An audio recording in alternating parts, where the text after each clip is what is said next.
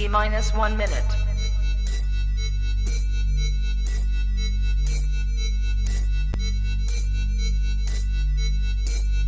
T minus 50 seconds.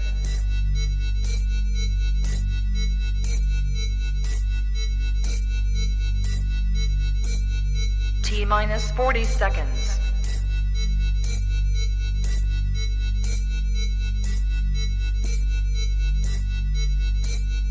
T minus 30 seconds.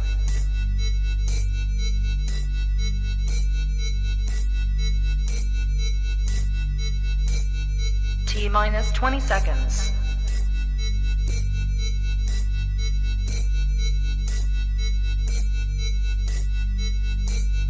Ten, 9, 8, 7, 6, 5, 4, 3, 2, 1, 0. Own it, own it, own it, Kong. I own it. It did. Women's Wrestling Talk, the #1 women's wrestling show on the planet.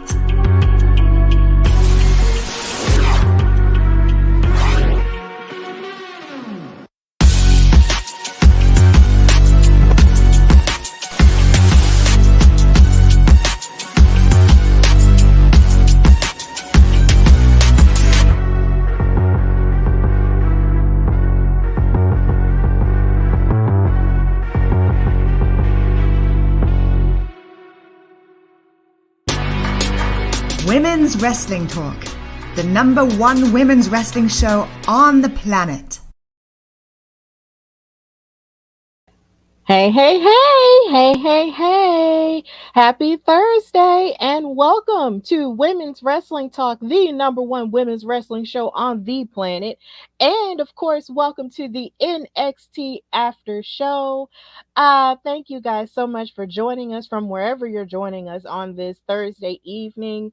I hope everything's doing okay. You're doing well. And I just want to thank you for joining us on this show as we recap what's going on the third brand, which is NXT. Of course, my name is Stephanie Hardy, host and creator of the Hardy Wrestling Podcast, host of Women's Wrestling Talk, and commentator for the Belladonna division and other places as well, like Battle Club Pro and Black Girl Magic 2. But I am not alone, thankfully. I am here with my Women's Wrestling Talk sister, host of In Cat We Trust, runner of all things mom when it comes to her beautiful kids, and of course the panel host of the Behind the Magic Women of Color in Wrestling panel at New York Comic Con. Her name is on the website. She's freaking out and it's a beautiful thing. It's Katrina Blake. How are you? You give the best intros. I am good.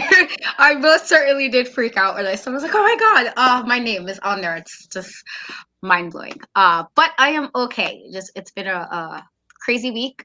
But I am okay. I am here. I'm ready. Yeah, and that's all that matters. So this episode of NXT is coming off of the heels of the 1-year anniversary of NXT 2.0. But weirdly and funny enough, of course, this sent the internet into a tailspin. The episode ended with not only a really high-profile title change in terms of the NXT North American title and Solo Sikoa versus not Cameron Grimes, Lord, Carmelo Hayes, all the C names, Carmelo Hayes, but it ended with a new logo, which sort of gave off the impression that there's going to be a new era of NXT that's no longer called NXT 2.0, but it's called NXT now, with a black and gold and white logo. And we gave our opinions about the logo and what we're expecting from it, and it's looking like, kind of what I predicted for it to be, which was a revamp with a mixture of both of what made Black and Gold NXT what it was, as well as, the newer and more vibrant elements of NXT 2.0. Because of course they haven't really gotten rid of the colors, and they have like the new logo up too. So I don't know what we're going to expect from this, but that's where we're at now in the today of things. So of course, if you're in the comments, just tell us what you felt about this newer episode and what this new era has in store for us. And of course, still just continue to just, love on us and show us love in the comments and tell us how you felt about the episode. But Kat, how did you feel about this episode of NXT as a whole? I thought it was a pretty solid episode. They had a lot of stuff happening, a lot of things going on. There were some things I was like, just more so like curious of where they were going with that. But it was pretty solid. It's pretty solid week for NXT. Yeah, I agree. It was a pretty solid episode. For one that was starting a little bit after, all the falderall of the first episode of the 1 year anniversary episode, like I said. But one questionable thing did take place in this solid episode that I know for sure I didn't like. Um as a Bloodline fan, as a Roman Reigns fan, as an Uso fan, and as a Solo Sikoa fan, it's like all this week from last Tuesday all the way to Friday, and then the press conference for Crown Jewel, you had all the Bloodline popping up with all the titles, right? Even with Solo Sikoa and the North American title, right? So we get to this episode of NXT and we see Solo Sikoa in the office with Carmelo Hayes and HBK, Shawn Michaels, the Hall of Famer, and the guy who's basically running NXT now. And they made an announcement that ruffled a lot of feathers, including mine, where since Shawn Michaels basically said since Solo Sikoa wasn't one of the opponents that the WWE Universe had to vote for in terms of facing Carmelo Hayes for the NXT North American title, he had to be stripped of it. So now there is no champion. The title is just vacant now. So now Carmelo Hayes automatically has entry into a ladder match that will take place in NXT's Halloween Havoc next month. And of course, matches will be taking place over the next couple of weeks to fill in those spots to see who will participate in the ladder match to become the new NXT North American champion. And this made me sad because what was the point in Solo making that big of a entrance and challenging for that title and saying that he got next or whatever, and then getting his lick back if you were just going to take the lick back away from him? And take the power out of that lick and strip him of the title. Like, that made me mad. I feel like it robbed Solo of his momentum in terms of his journey at NXT. It stole some shine away from the Bloodline on SmackDown, even though I know there was one person in particular who's a friend of ours, Victor Perry, who wasn't a fan of him winning the title like that because he loves Carmelo Hayes. Shout out to Victor, we love you. But still, I feel like this is his fault. But yeah, it's just like now Carmelo has to fight for a title he never lost. And well, he did lose. But then it's just like you have all these other people who have to qualify for the ladder match too. And I just didn't like that at all. So Kat, how did you feel about this booking decision? And how do you feel like this will actually affect Solo in the long run in terms of SmackDown? I mean, I to an extent of making the Bloodline what the Bloodline is, having everybody part of that had votes, and I get why people are upset about that. But you think about all the other dominant factions we've had in WWE, there's always been a point when those factions, multiple people, if not all, had some form of belt. That's what makes them a dominant, especially heel factions. They usually do this. They don't really do it too much with like a face type faction, but a heel faction is usually where everybody has gold at some point. And so I get people upset about it, but I was okay with it, especially when I knew he was going to SmackDown and he popped up, and I was like, I knew it. I knew, like, they was like, the Usos won't be there. I was like, there's going to be somebody there, and I was right, and I was happy about that. I do like Carmelo Hayes as well.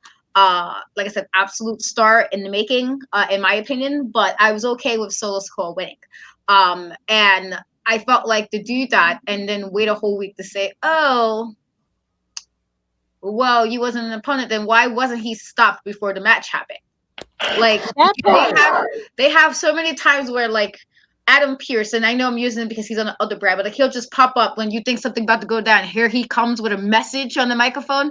So he literally could have just came out and be like, you know what? this is not happening right now because you was not an opponent on this picker match, whatever. Why would you have him have the match, have a promo, win the belt, go to Smack? Like, there are so many things that could have changed before NXT. And to me, I don't know. I don't know if they did something or they're trying to make this like sound like it's controversial, but it's unnecessary. It was a really weird decision. I didn't understand what was the logic. Like, y'all could have stopped it before having, like, you had Carmelo lose his reign. So even if he's going to be back in the match or whatever the case may be, he now has, his reign was cut. And so if, let's say he wins it back, it doesn't matter if he wins it back because the reign was already cut. He already lost the belt. And so I didn't understand how they didn't just end that then instead of having us have a whole match. And it was a good match. Then be like, you know what? No, this wasn't correct. Like, you didn't know it was correct last week, Shawn Michaels. What were you doing? I know there's the memes that you don't know how to work technology and all, but let's get it together. There was a whole week that passed. Something could have been said at some point, even at the end of the win, if you want to be really dramatic. At the end, when he was sitting there hyped that he wanted, you'd be like, well, you really wasn't. But nothing happened. So I just was like, what was the purpose of any of that? I was like highly just agitated because it seems very lazy. And I don't particularly like lazy writing. I don't like lazy booking. And so it's like, okay, make drama, but this is the way you want to make a drama or make a storyline or make some animosity. This is probably other ways we could have done this. So I was a little agitated. Not going to lie. I was.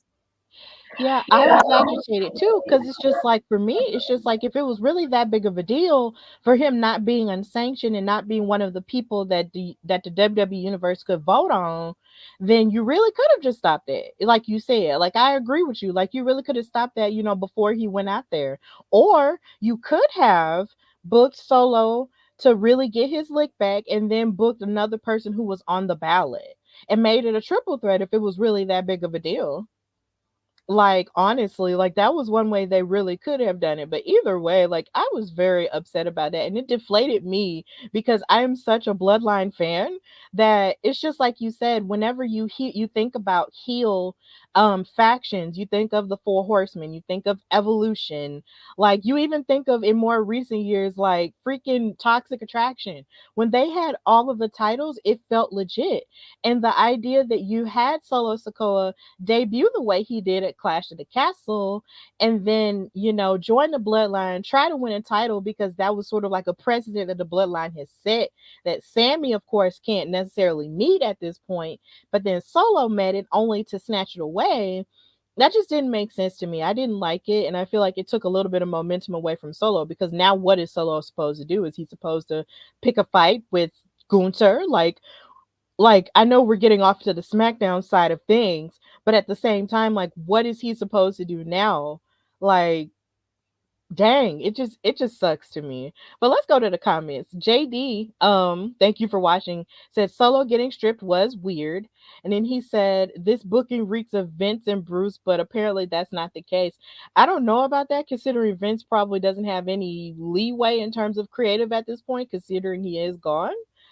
Bruce, I'm not sure about. I don't know if he's still there, but I don't know.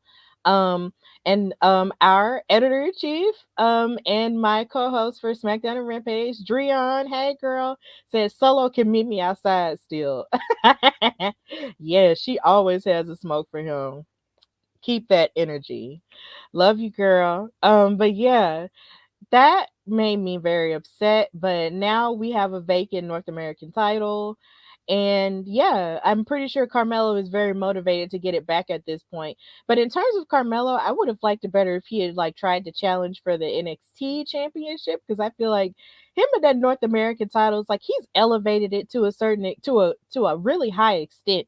And that is to be commended. But I just want him to go for bigger now because he's shown that he's the star. Yeah, I agree. So I've mentioned, I think we both did some weeks ago, that I wouldn't mind him challenging Braun because I feel like he has the star power. I feel like he can talk well. He's like let's not act like women fans.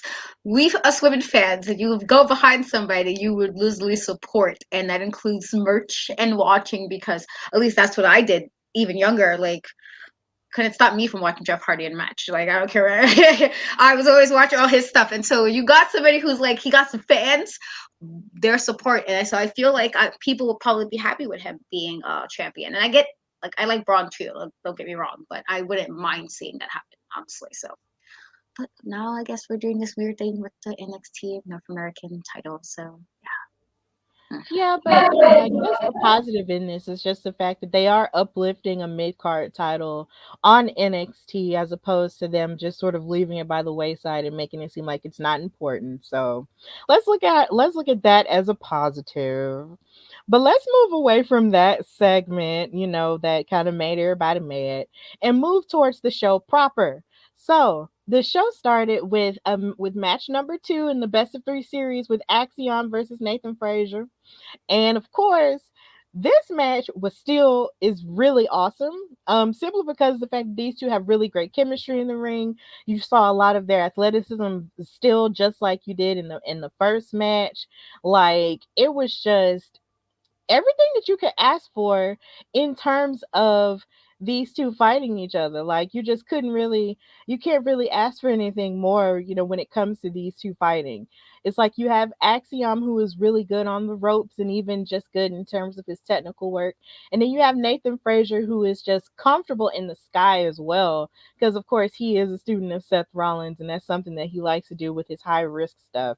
Like this match was absolutely fire.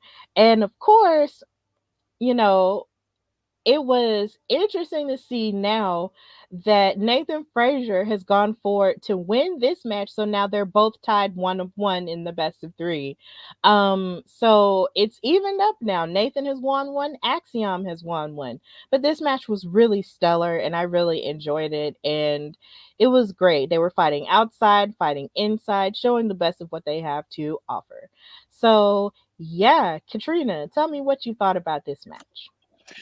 good open. As far as first match of the night, I felt like Nathan even got he was good last week, but I felt like he was feeling himself a lot more this week. I felt like he was a lot more feeling the match between him and Exxon, and so I'm okay with the win. I don't know who's going to be the ultimate winner of this because again it's just a random like, oh, we're just gonna randomly have a best of best of set of matches, super random. It's kind of like, you know, you have like a friendly competition with like a friend or something and you're like, let's just play some video games and you talk a bunch of crap like, you know, let's just see who can do the best of 5 or something like that. That's kind of the vibe I'm getting from this, and so I'm okay with it. I thought it was a really good match for opening up as far as the first match on NXT. And I'm curious now where they're gonna go with, because I figured it was gonna be 1-1. I did, but I'm curious now who they're gonna be ultimately going with for the winner of this set of series of matches.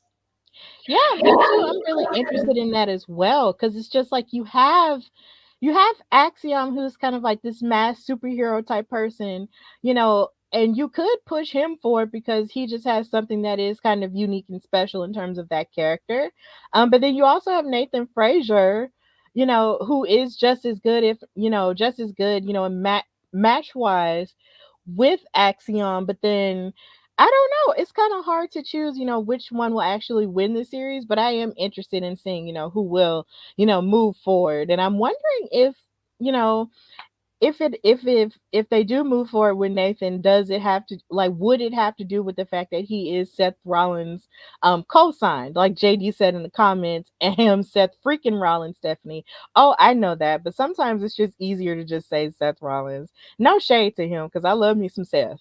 But you know, it's just the fact that sometimes it's just easier for me to just say Seth Rollins and not just say Seth freaking Rollins. It's just too much. It's like saying somebody's whole name. Like you're never gonna say the whole name. You just go say first and last and then just move on with your life. But you know, we got nothing but love for Seth. So it was a really stellar match to start it off. But moving forward, we did have another match with the women. And it was a tag team match between Toxic Attractions, Gigi Dolan, aka my wife, and JC Jane versus Tatum Paxley and Ivy Nile. Now, backstage, they did show how Ivy Nile, you know, has been sort of had has been distracted, of course, with everything going on with Diamond Mine. Damon Kemp, of course, came on before their match and was talking about how he was seeking to get into the head of all the members of Diamond Mine, how he basically interfered in that steel cage match for the NXT Tag Team Championships between Pretty Deadly and the Creed brothers. And they showed him spray painting, his old Diamond Mine outfit and everything. And I was just like, dang, like it was just really extreme stuff. But Ivy Nile was very upset about it. But Tatum Paxley was trying to get her to calm down and focus on the match. And Ivy was like, yeah, I am focused. But it was kind of clear that she wasn't, because, of course, even though you try to, as an athlete or just in general, in life, we try to use our anger to try to focus us. But sometimes, letting your anger get the best of you can distract you from your actual goal. And I guess that's what Tatum Paxley was trying to, get Ivy to not do when it came to their tag team match. But, we'll talk more about how that match went. This match was pretty okay. Of course, you have that collision right there between Gigi and Tatum. Tatum was showing more of her agility in this match, and I was really impressed with that, even though she did have on a mask, and a part of me was wondering what happened to her face. But aside from that, we saw a lot of agility, a lot of flipping and stuff in terms of her and her agility. But then, of course, you have the veteran, I guess you could say veteran chemistry of Toxic Attraction, which could have been, which posed a little bit too much for Ivy and Tatum. But at the same time, you had a lot of that back and forth going on. But then JC was able to get the upper hand.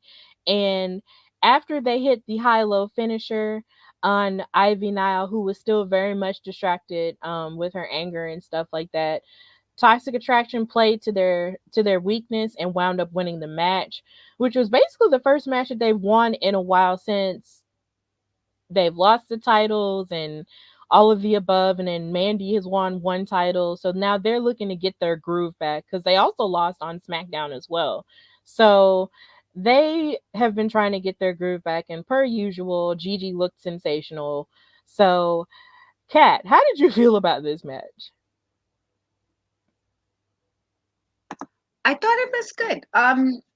There was parts that I thought could have been a little bit more polished, I guess, and I don't know if it was playing off of the discord that the other two ladies kind of had going into the match with regards to one kind of being a bit distracted, and so I'm hoping that's what they were playing off of, where it was just like they weren't focused because they were, what happened before the matchup started.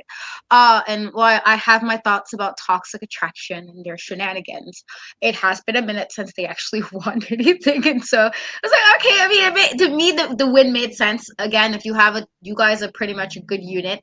You guys are a well-oiled unit, and then you have two people who are like kind of not at the best of communication level. It made sense for them to win as well on that regard. It's like they have the better like unity between the two of them in Toxic Attraction. And so it made sense that if they're kind of not on the same page, which you guys are, and you're trying to get yourself back into hopefully becoming tag team champs again, then it made this, to me, the win did make sense. Yes, but I do have a question though. Do you feel that it's a negative in terms of NXT sort of trying to push Toxic Attraction as a tag team again to possibly contend for those titles against Team KC Square? Would you prefer someone new? I mean, as I've said before, when we was talking about the best tag champs, they were agitating. They had agitated me, and so I mean, I'm seeing it as because they seem to be a tag team that are pretty, like, again, well put together. And I mean that in a way, like, they have good, like, teamwork. They have good tag work. They seem like there hasn't really been much, like, animosity or anything where it look like, oh, is there, like, something happening with the team? So far, they've been pretty on point with that. So if you're basing it off that, it makes sense. But if you think about, well, if you guys are really trying to make the tag team division something serious, then, do you put back the people who just lost it, or do you try to truly showcase the other women that you guys put in tag teams? And so it's like I can kind of see both sides. Would I like it to be someone new? Of course, because they had the titles for some time, but I understand from that point of, again, you're looking at the teams that are together, that they are probably one of the more polished tag teams as far as how they work together. Yeah, that's true. And then there's also the idea of the fact that they're trying to bounce back in the sense that Mandy, did just win both of the titles and combined, the NXT and NXT UK women's titles as well. And they want to get back on the same level as their leader. So in the sense of that, story wise, that does kind of make sense. And then of course looking to bounce back after sort of losing their way in the women's tag title tournament and then losing even a little bit after that. I completely understand that, but a part of me is just like, build up some more people, you know. But maybe they're in a little bit of a bind because of course you do have Ulisa Leon who is injured, and then yeah, so and then of course you have Ivy and Tatum. They did just beat them, so it's just like there really is no one else. I mean, outside of Nikita and Zoe Stark. Outside of those two. But, it's different. But a part of me, I'll never get tired of seeing Gigi on my television because I love her. So yeah, but I understand how you feel, and I completely respect that as well. That's fair. So moving on, we had an interview with Alba Fire, who made her intentions known that she wants to challenge Mandy Rose for the NXT Women's Title because she feels like she is the only one on the NXT roster that could very well take it from her since Mandy has ran through everybody. So I believe Alba Fire really can, pose a good threat to Mandy Rose, and we did talk about that in the last episode. So we won't get further into that, but I did enjoy watching her talk about it on this episode as well. So moving on, we had a tag team match with the men, which involved the Dyad versus Idris Inoue and Malik Blade. So basically, everybody in the schism came out. They have so many names. Um, came out and basically talked about how they wanted Cameron Grimes to join them, and that if he wasn't going to make the decision, that they were basically going to beat him into submission, and get him to join that way. But they were interrupted by Idris and Malik Blade, and they started their tag team match. And aside from Malik having on a sweater vest, which makes me wonder, what that is in terms of a character, that match was really good. I enjoyed this tag team match because we got to see more of Malik and Idris as a tag team. Because sometimes it's like we see them backstage and we see them being silly and stuff. And then they even have their own show on social media that they do put on every now and again. I Yeah. believe on Sundays. But seeing them in ring, nothing beats it. Like they are really, really good. Like I really feel like if there was still a 205 Live, they could be on it with all the action that they give. They are such solid athletes, and I want to see more of what they have to offer. But in the meantime, with them looking good though, there was only so much they could do until the Dyad was able to put them away with the Ticket to Mayhem finisher. So that basically happened there, and they won the match, sadly.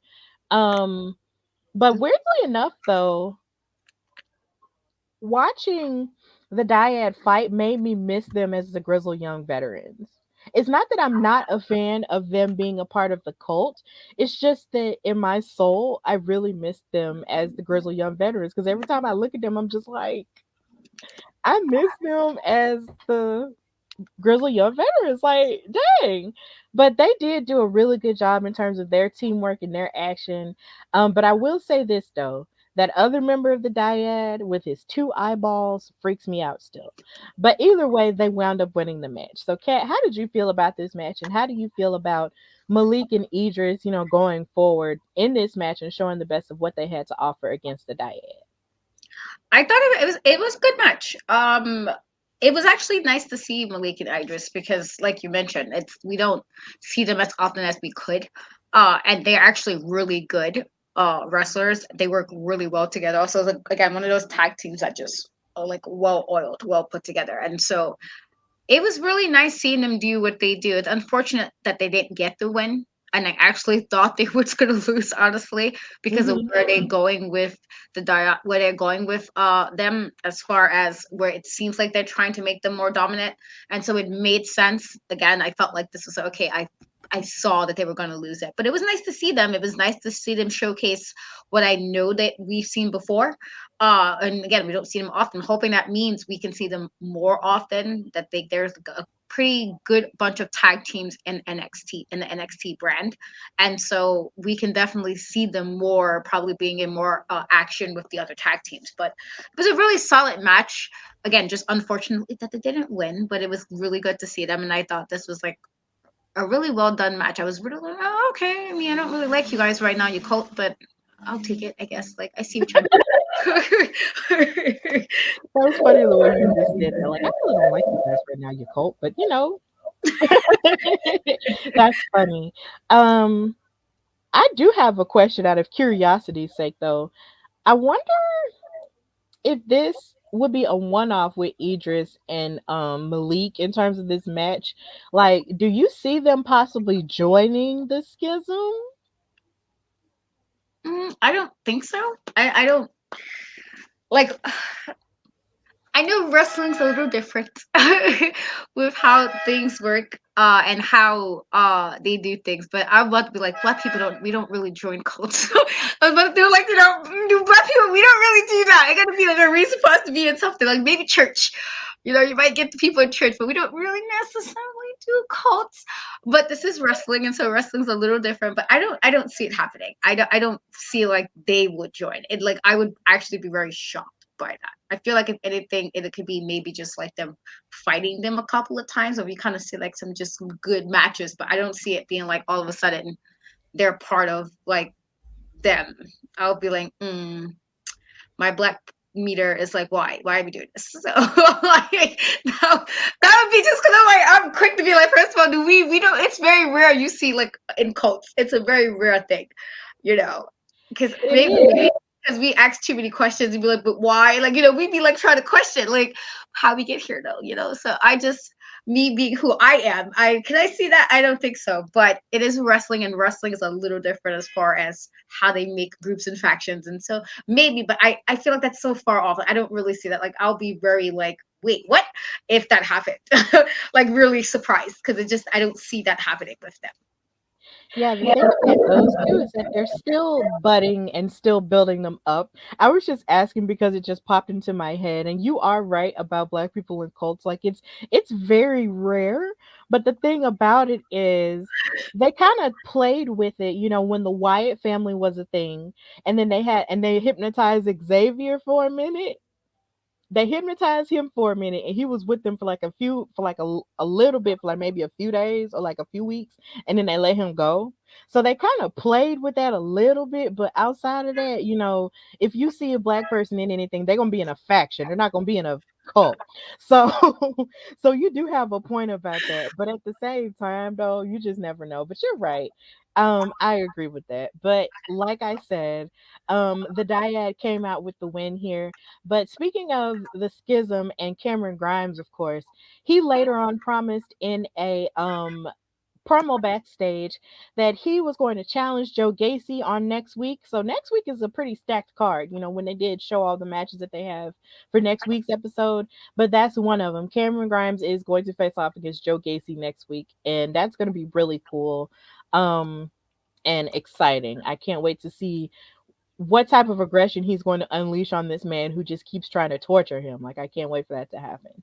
So moving on, we had another women's match between Miss Bad Cora Jade, with a soft, sweet face, versus Wendy Choo, who came out in an ice cream onesie, which made me feel some type of way because I feel like my sister had that onesie. Shout out to my sis. She had that onesie, and I was staring at it, and I was just like, that onesie looks so familiar to me. But legit, like my sister had it. She came out there looking all cute and everything. But of course, Cora was throwing mad shade at the entire women's division, and Wendy Choo didn't like it. And she was talking about it last week. So this is how this match coalesced. This match was pretty good because, of course, Wendy Choo, her offense and her arsenal, and that when she gets in that ring, is just so amazing. Like she just continues to impress every time she fights.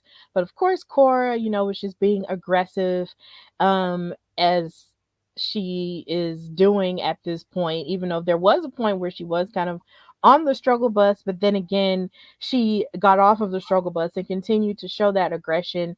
And she won the match with a DDT. And that made me sad because I was just like, dang it. Like I wanted Wendy Choo to win, considering she just had that decisive win over Tiffany Stratton in that lights out match. And I thought that maybe, she would win this match against Cora and teach Cora a lesson, because Cora's just been running rampant and I'm sick of her.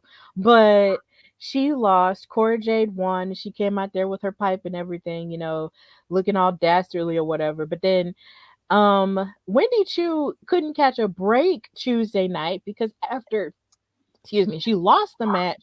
She got attacked by Lash legend category chocolate milk.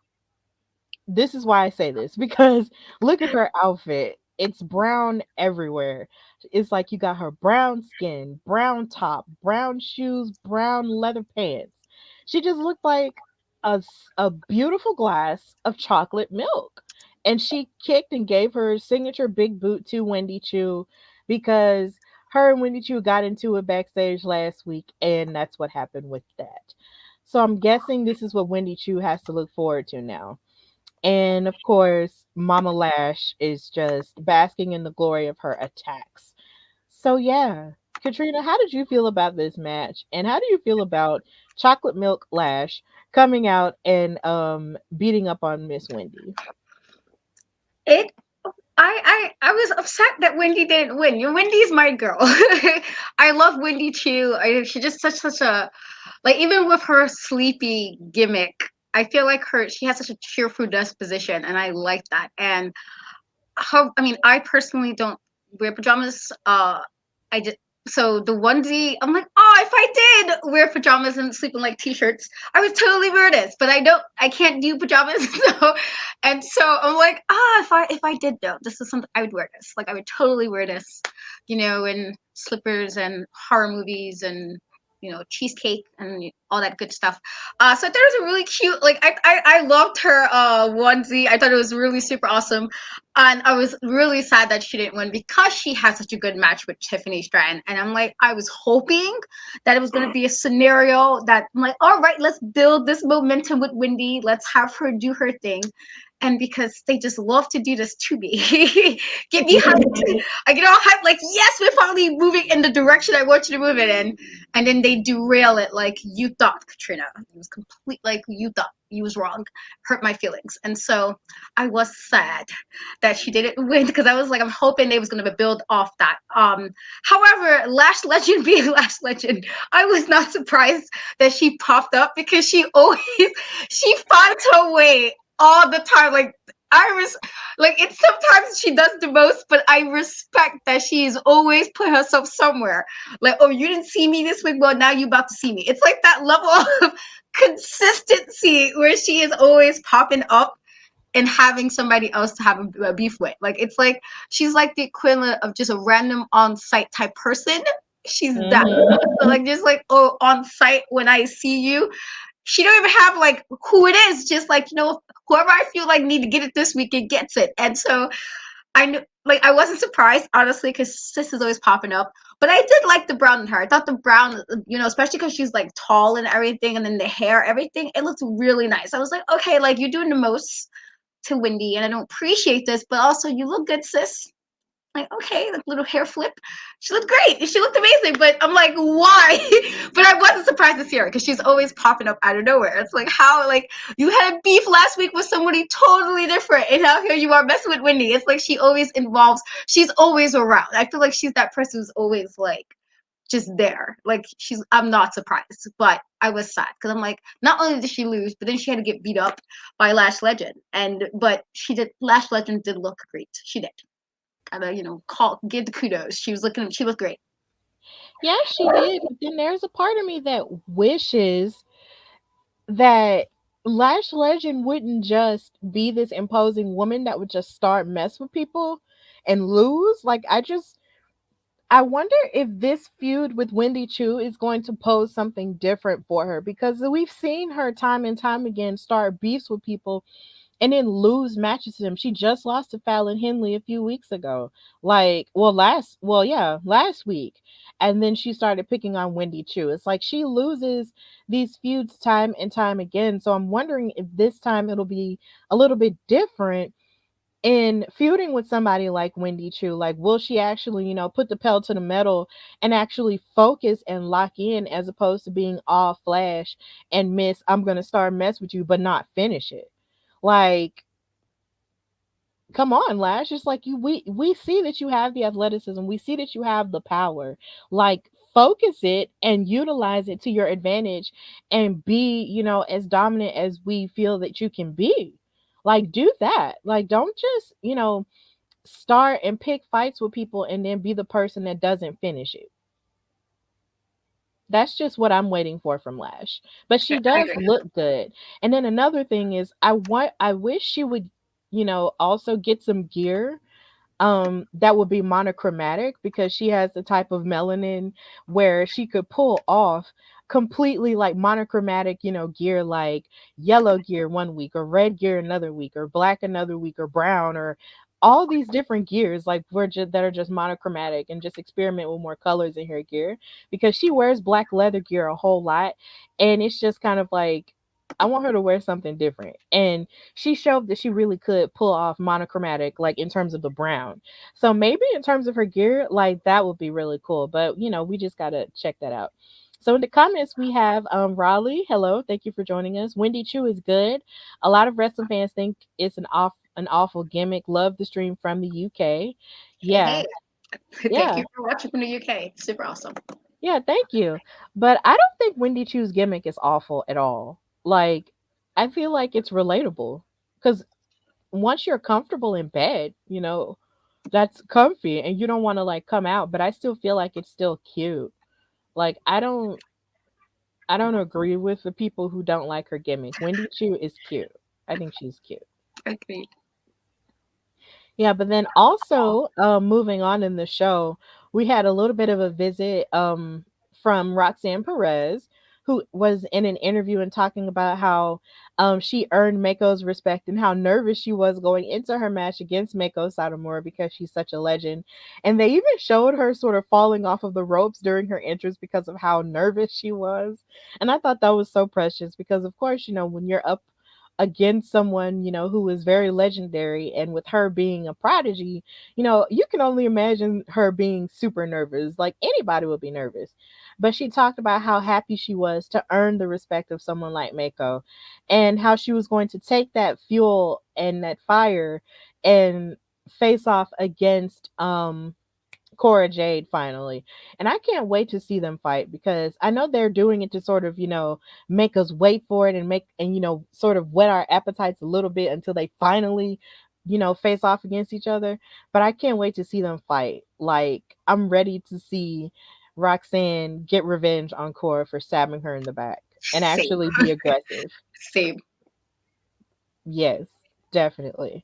So, moving on in the show, we had another male tag team match that kind of just wasn't really supposed, I guess it wasn't a match at first, but then at the same time it started with Carmelo Hayes coming out and having something to say, because of course, he has the gift of gab, and actually so does his best friend Trick Williams, who's also really hot too. Um but either way, he came out and talked about how he feels like they should just hand him the North American title back, and how he feels like he shouldn't have to fight for it. But if he's going to fight for it, he's going to go for it and do it regardless, because he is still the A champ. And I find it funny that Trick Williams was still calling Carmelo the A champ, even though he's not the champion anymore. But that just goes to show you it's a mindset thing. And when you've already made up in your mind that you're a champ, nothing can take that away. So I admired that boldness and that confidence that they both have in themselves and in each other. But all of this was interrupted by Andre Chase and Chase U. Um, and they basically said that him losing last week to Solo Sikoa was a teachable moment. But Carmelo was like, "You better not say it. You better not say it. You better not finish it." But he finished it anyway and said it's a teachable moment, and everybody was going crazy about it. So this led to them having a tag team match. As they broke out into a fight. So it was Andre Chase and Bodie Hayward with Thea Hale out there, being the cheerleader for them versus Trick and Carmelo. This match went by kind of fast. For me, it was okay for the most part for what it was, but it was really fast, to really process what had happened. Of course, Trick started, and then Bodie got in, and he got started with him. And as you can see, there was a pretty athletic start. Trick Williams is impressing me more the more I see him wrestle. I'm glad that they're showing him more on NXT main TV because they did start off with him on Level Up, but then he got moved up, and we're watching him wrestle a whole lot more and not just be a manager, and I am appreciating it. But then of course as the match, went on, Andre Chase, got the upper hand onto Carmelo and actually wound up pinning freaking Carmelo. And so they moved forward. And so now it's just it's weird now because I just didn't expect Andre Chase to pin Carmelo so quickly, and now he's going into, I believe they tried to say that Chase is qualified for the ladder match, if I'm not mistaken. I might be mistaken, I'm not sure. But Katrina, did you expect Andre Chase to get a win on Carmelo so quickly? No. Okay. I did not. I did not. I was like, this is no respect to Andre Chase, but how dare y'all? I was like, okay, he had to lose last week. And now because of shenanigans, people can't get it together. He now has to worry about maybe getting it back in a ladder match. And then you have him lose to, I was like, all right, we're doing shenanigans right now. I feel like because he was on top for so long, they want to do all the shenanigans. And I'm just like, all right, so this, okay. All right. So I was like, really? I would have expected him to do that to Trick, honestly. And while I agree, Trick has gotten much better from when he started on Level Up, I was like, so we now acting like Carmelo is like super whack all of a sudden? like, ew, let's get that together. I was like, I was a little bit like, why? Listen here, Sean. Okay, he almost got like the government name pulled. I was about to call the government. Why are we doing this? Why are we doing this? So like why? I just didn't understand. And like I guess again, Andre has been in a lot of like segments, in the last few weeks. He has been, but I was like, it is not like if he like Carmelo lost because Trick got pinned. He was the one who got pinned. So I was like, what is this? I was like, I don't like what you're doing, Sean. Get it together. Get it together. I don't know. Maybe you need a break. Come back next week with fresher mind and not shenanigans. But I was like, oh, that's what we're doing today. Just shenanigans all around. Okay. So I was a little annoyed. I'm not gonna lie, because I was like, wait, what? Like he took the pin? Shenanigans. Yeah, but here's the thing though, Carmelo has been dominant for such a long time. We've been watching him win and be champion for a while. Like this is like his third time That's going for what I this feel like title. they're doing now. It's like he was on top. Now we're gonna have you just down there doing all kind of stuff because you're not on top anymore. And it's like, but is that really necessary? Like I get it, but is it necessary? But I feel like that's what we're doing now. It's like, okay, he's not champion anymore. We can kind of do whatever because I feel like that's what's happening. But I was actually Mhm. really surprised he was the one who got the pin. I would have swore it would have been Trick, honestly. Me too, but here's the thing though, when you have momentum shifting wins like that, like for somebody like Andre Chase who hasn't really been in any type of title contention, it's a big deal for him. So I won't take that away from Andre, but in terms of Carmelo, who we see is the big star, I feel like it ultimately doesn't necessarily hurt him because he's still in the title contention. Um, and it's not like, he's not in title contention and then they're still having him lose and he's just going to be in a slump, moving into it. And then he's just going to be like, and all the other stuff. So I feel like Carmelo will still be okay for now. But at the same time, it was really surprising. But I am happy for Chase U because, I mean, they're just so kooky and funny. Like it's like you're believing in the idea of this university knowing full well that it doesn't exist. It's hilarious to me. So I feel like Andre does deserve this opportunity. Um but I guess we just have it's kind of like a wait and see type of thing. So I won't give up on the Carmelo story just yet. But at the same time, it is kind of weird seeing him lose. But he'll still be okay. He's Carmelo. He'll be fine. So moving out of the Carmelo side of things, because I feel like we could talk about him all day. Um, we had another bigger match between Von Wagner and Songa. And I sort of had to step away a little bit. So Katrina, could you talk and take the lead on this match and just talk about what happened? This I didn't I felt like it wasn't a long match as I guess it could have been, but Von Wagner was like damn near unstoppable. It was a little weird to see, like, not weird, but just how much they uh made him be like unstoppable to that manner.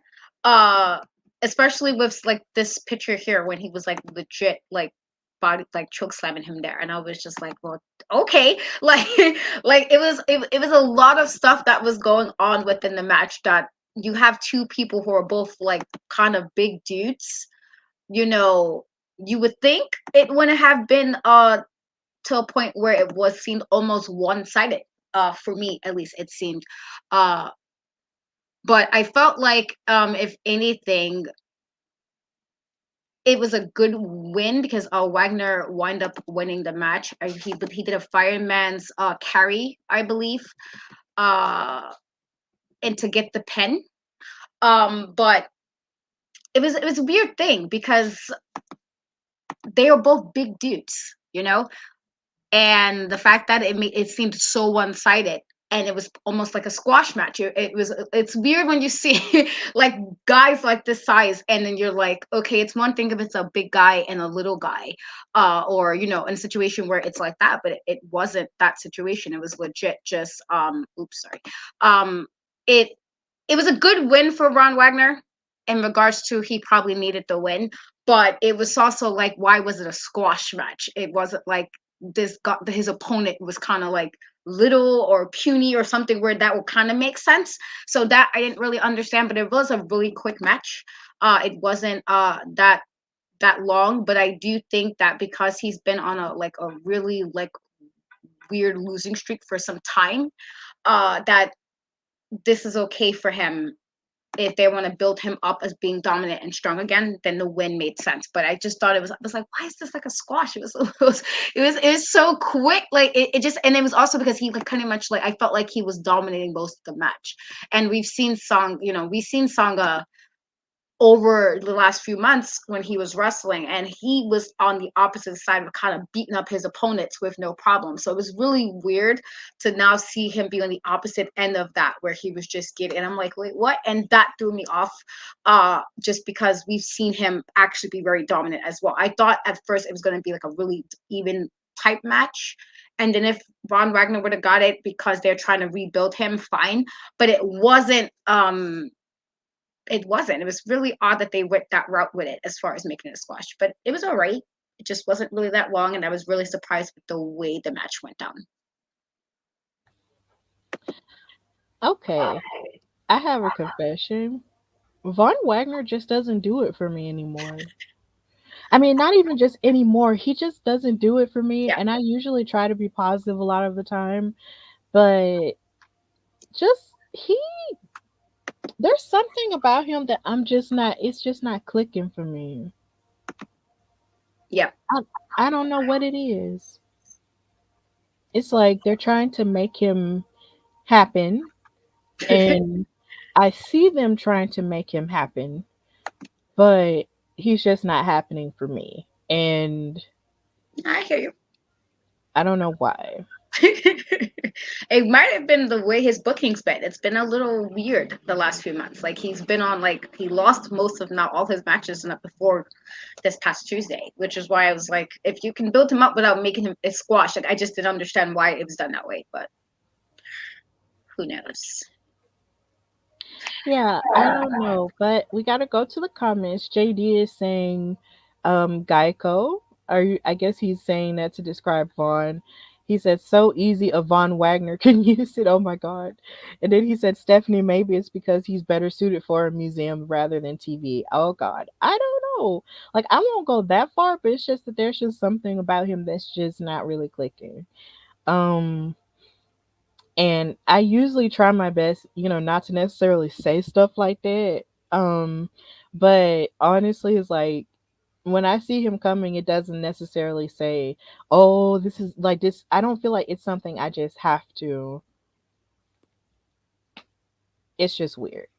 It's weird, but hopefully they'll figure it out at some point. But moving on with the rest of the show, we had a really good another ladder match qualifying match between Grayson Waller and the debuting Oro Mensah, who was formerly Oliver Carter on NXT UK, who made his debut and had a promo backstage. And he was talking and he mentioned that he was from Ghana. And on commentary, they also did mention how Kofi Kingston was a big inspiration, for him to start his wrestling career, seeing as Kofi is originally from Ghana, the Asante region. Shout out to them. So that was a pretty good promo, even though I couldn't really tell whether or not he had an accent or whatever. Like I couldn't tell listening to him speak. I couldn't tell if he was just speaking normal in his normal voice like he did on NXT UK or if it was an accent. But either way, it was good to see him motivated to go into this match against Grayson Waller, who has become this new guy. Well, not this new guy, but kind of like this guy who wants to fight everybody and just prove he's the top of NXT, but without a title. But either way, he was going to be brash and all of the above. And of course, Grayson Waller showed off all of his patented moves here, but Oro Mensah showed that he was, here for the fight. Like he was here to prove like, look, my name is Oro and you're not going to run over me, you know? So he really did show and prove that he was here for the big time. But then Grayson Waller has had to deal with another opposing adversary in the form of Apollo Crews, who came out and distracted him with something that is out of a horror movie that I didn't necessarily like because I'm just easily grossed out by stuff. He came out with a bleeding eye and it scared me. Thank you for the black and white picture. He came out with a bleeding eye, and it distracted Grayson Waller, and Oro Mensah wound up coming out with the win by hitting Grayson Waller with a spinning heel kick in order to win the match. So now Oro Mensah qualified for the North American title ladder match. So, oh, it was so eventful. But I do love that these two African men were actually here for each other in that sense, in terms of Afrikaners. Like you got Nigeria and Ghana working together. So that was a cool component of it. But Katrina, how did you feel about the outcome of this match? I was good with the outcome because I love him in NXT UK. I'm not really sure, it's weird when they change names for one show.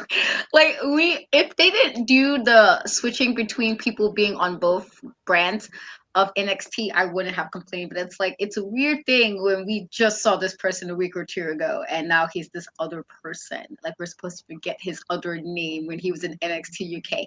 And so that's always weird when they do that.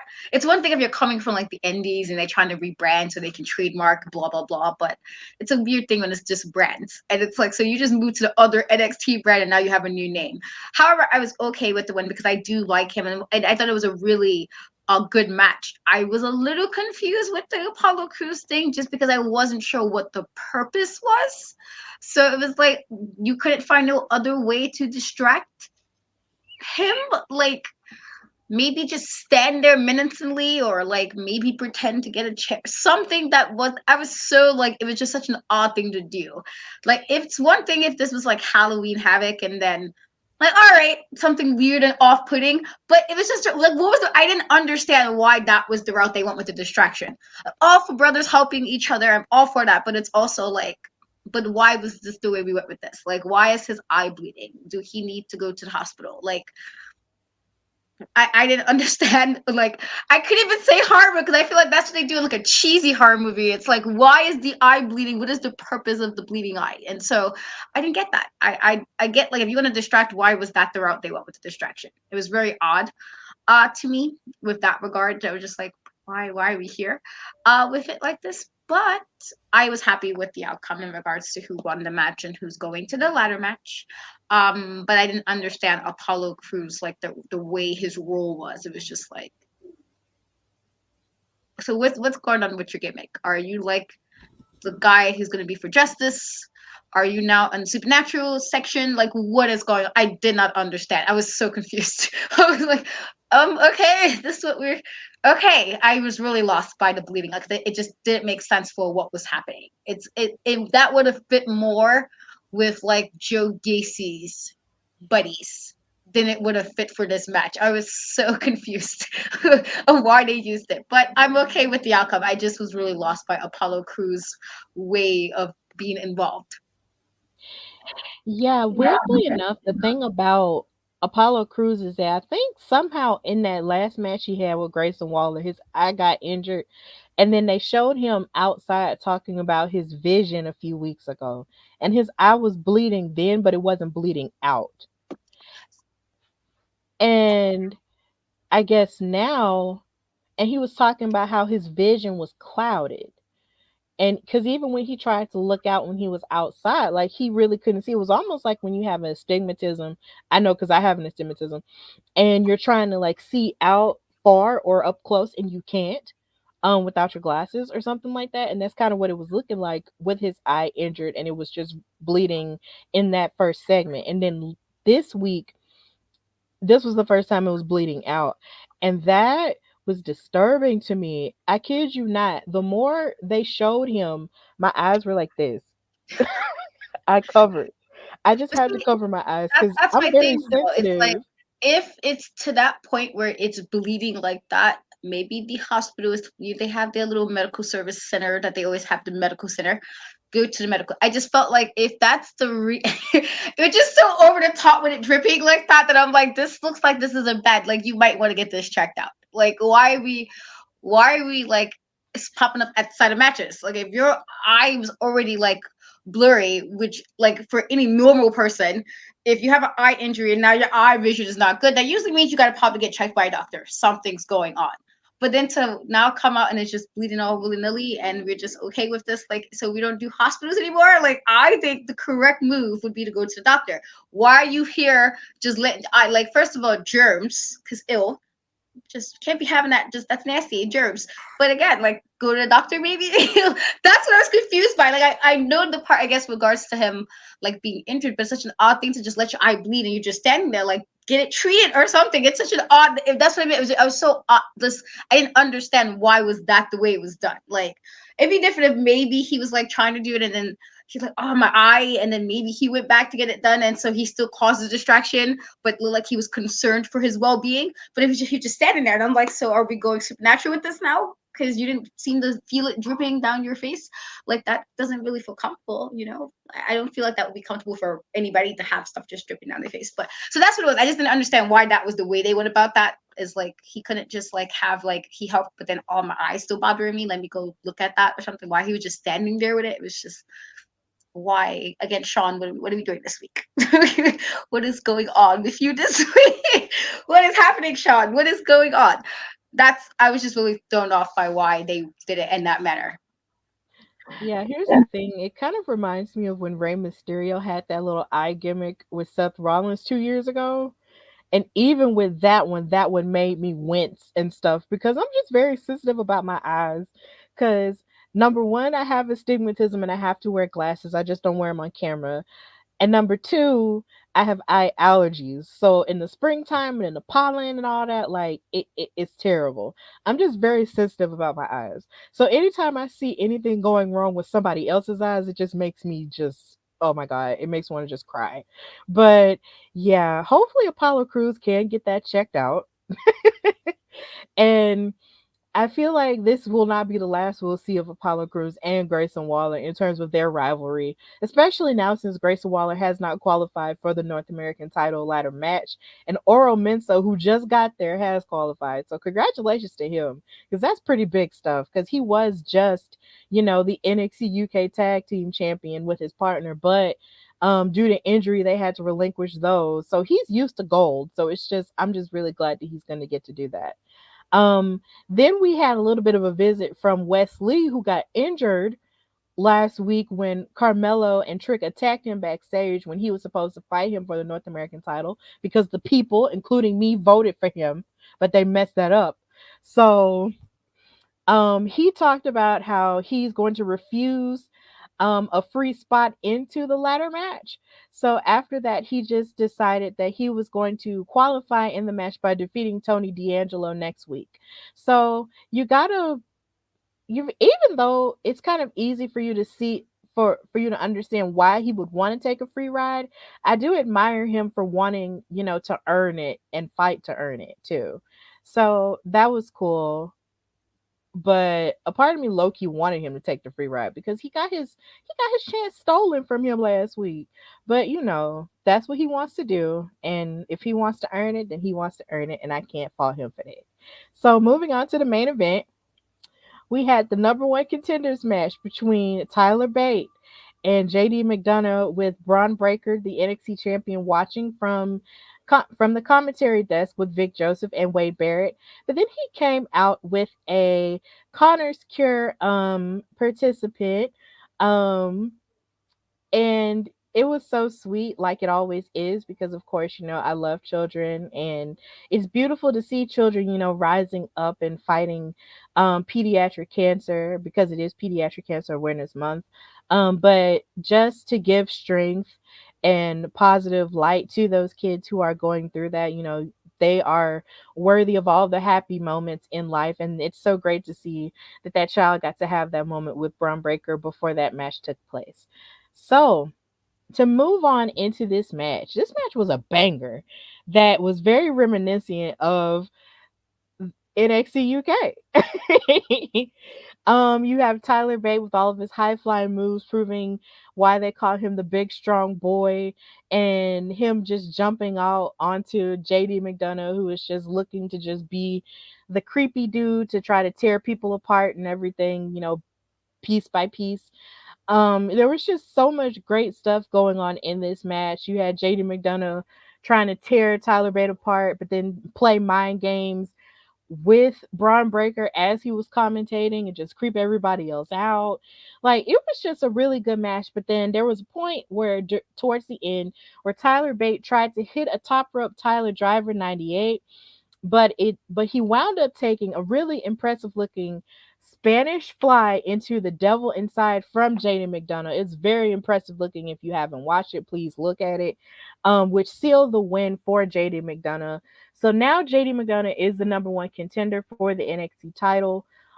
He had a very decisive victory in that. I'm sad for Tyler Bate because that's my dude, but it's okay, because either way, it's going to be a good match between JD and Braun Breaker. But we got a little bit of a surprise return from someone from NXT UK who never lost his title but had to give it up due to injury. And that's Ilya Dragunov, who came out and got into both of their faces. Well, he got into the face of Braun Breaker mostly. And JD McDonough was looking very displeased, because he's just like, first of all, I'm next in line. Who do you think you are? And so they were all facing off against each other. And it was really, really lit. This was a really great way to end the match and end NXT.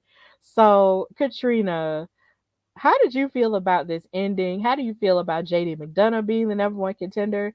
And how are you feeling about the return of Ilya Dragunov to NXT television?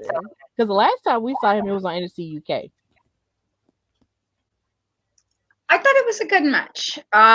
It definitely did give me vibes of NXT UK, and really, like, NXT UK always had super solid wrestling, as I've always said, like legit, always just like there's never a moment you're like, well, why are we doing this? It was always like, oh no, solid, just action. And so I was always very appreciative of UK for that. And so I thought Tyler Bate literally like he delivered. I was a little annoyed that JD got the number one contender because like didn't you just lose as well He did. before? So it's like how do you get another shot that quickly? Like how is this the way we're doing this? I mean, and granted, Tyler Bate also lost, but he lost mostly in like his like he lost his like it was a unification match and I truly didn't think they was gonna have him take that over honestly, and so that was a little different than JD literally having the title match before and you lost and then you thinking like so I'm like, I mean, I guess he wins. He did win the match fair and square, but I was a little annoyed, and I was like, all this again heel stuff, talking to crap on the side of where he was. Braun was on the headset and everything, and I'm like, okay, typical heel stuff. Like, let's mess with the guy that I have a problem with. Um, but I was really happy to see England because I was sad when he was injured. I was like, he had such an amazing match the week before he left for injury, and so I was like, oh no, because he's had such a good match. It was like I was so into that match from the very next week to have to like give it up. I was devastated by that, and so it was good to see him. I was happy to see him, and that is also very true. Technically, he didn't lose his title, so I'm curious. Does that put him in this match now coming? Or like, are we going to get him being like there's going to be a triple threat situation? Are they going to have him and JD kind of battled out? What's going to happen because technically he didn't lose it. It was literally had to be re-won in a tournament, when he had to like relinquish it because of an injury. And so I'm interested to see what they do with it, but I was like, why is it JD? I mean, I guess, but I wouldn't have mind to see him, Tyler and Braun instead of JD in this, honestly. But I'm happy that he's back. I thought it was, he went for the right person. Braun is the person who has both belts technically, and so it made sense for him to go to him and not JD. Like you're the contender. You're not like right now. You're like you don't need to worry about you. You're not the champion at the moment. So it made sense for him to go to Braun. But I was like, I guess once again, one of those decisions I'm not understanding. But I was happy to see him. I was really happy to see him because I was like, yes, it was when you and Kay and you was hurt, and I was like, no, you had such a great match. And, always make it sound like really put them like they really give it, and then they're injured. You're like, crap, like man, but also hopefully you get better and you heal and everything. And so hopefully I'm assuming that means he's getting better because why else would you just randomly show up if they don't plan to use you anytime soon? That would be a really weird thing. So I'm guessing he's okay now or he will be okay. And so that's why he made an appearance, but it's good to see him because again, I wasn't too sure what they were going to do with some of the UK people. And so it's kind of nice to see like, yay, you're keeping some of the people. I see it. Okay. And it's not like they're all just kind of waiting until NXT Europe happens. Yeah, I was definitely thrilled to see Ilya again because it's like you said, like he never lost that NXT UK title. Like that was the joy of his life to have that title, especially considering he defeated Gunther for it, who held that title for such a long period of time. Like he, in a stellar match, I might say, like he won that match, and that was like the pride of his life. So for him to be injured and have to give it up broke his heart, and you can tell it did. But at the same time, you do have JD, and he did just win the number one contendership. But at the same time, like I feel like for them to shake stuff up, they would have to make it a triple threat for the NXT title because we've seen Braun and JD before. We haven't seen Braun, JD, and Ilya. So I would prefer if this was a triple threat because it's like you said, Ilya never lost that title. He has a right to it, even though it is combined now. And then JD and Braun just need something else to shake up their story. So I feel like Ilya is just the right move, and it was a really great way to end the show too. So like we said earlier, it was a really decisive show. Thank you guys, for watching the after show and basically talking about NXT with us in the comments. Thank you all for watching from wherever you're watching from. Katrina, thank you for joining me like you always do. And just tell everybody where they can find and follow you and what you've got going on. You can find me on most social media platforms on In Cat We Trust. If you're on TikTok, Twitter, and Instagram, the E is a 3. I just released a review video earlier today because I do wrestling, but I'm also a big nerd, and so I like a lot of things, and so I did it over the show Paper Girls, which if you watch the video, you understand sadness. I just released that literally a few hours ago. So check that out. I do have an interview that just was released last week. I have another one coming out tomorrow, I believe. So if you're on my YouTube, definitely subscribe. As far as what I have coming up, prepping for Comic-Con. I have to finish doing that before the end of the week, but just kind of prepping for that. It's like really soon. And so I feel like now I'm getting nervous, even though it's like women I've already spoke with before. I've either been on, met in person, I'm actually friends with, or people I've done podcasts with multiple times. And here I am like feeling nervous now. And so I'm guessing this is just, I guess, a normal response to all of this, again, being on New York Comic-Con.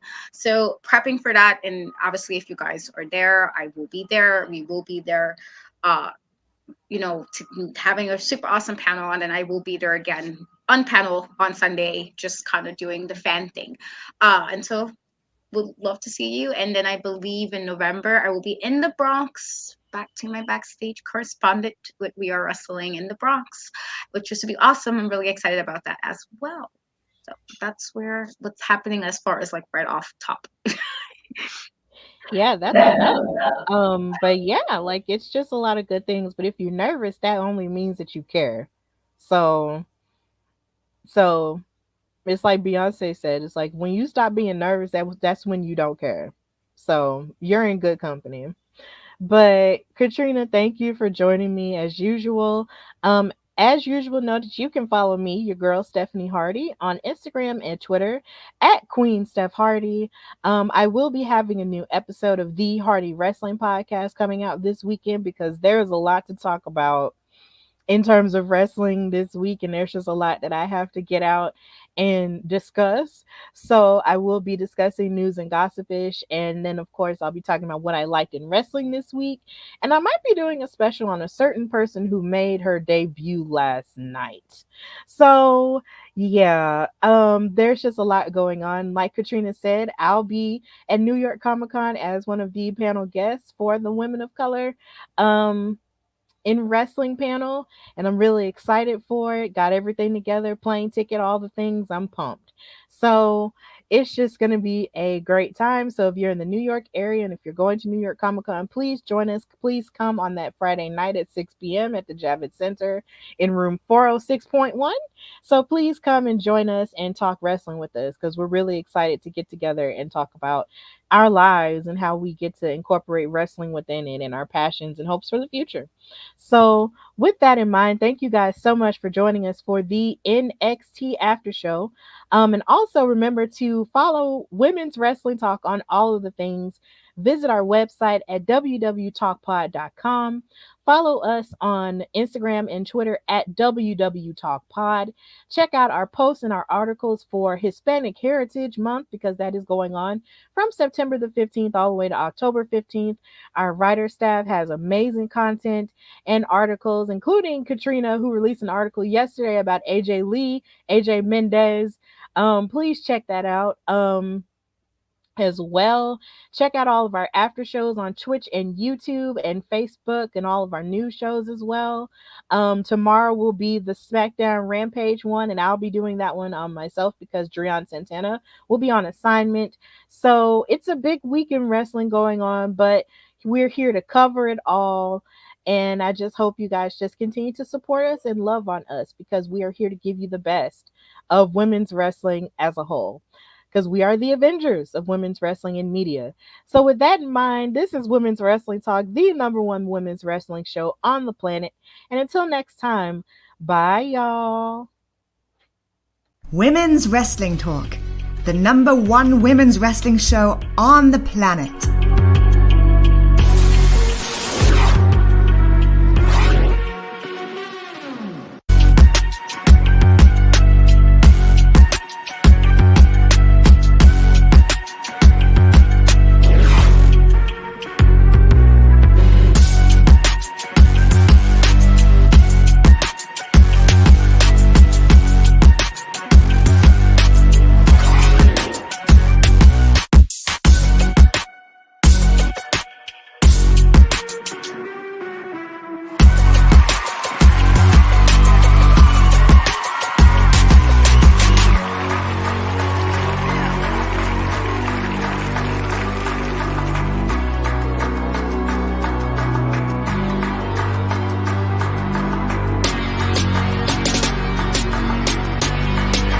Women's Wrestling Talk, the number one women's wrestling show on the planet.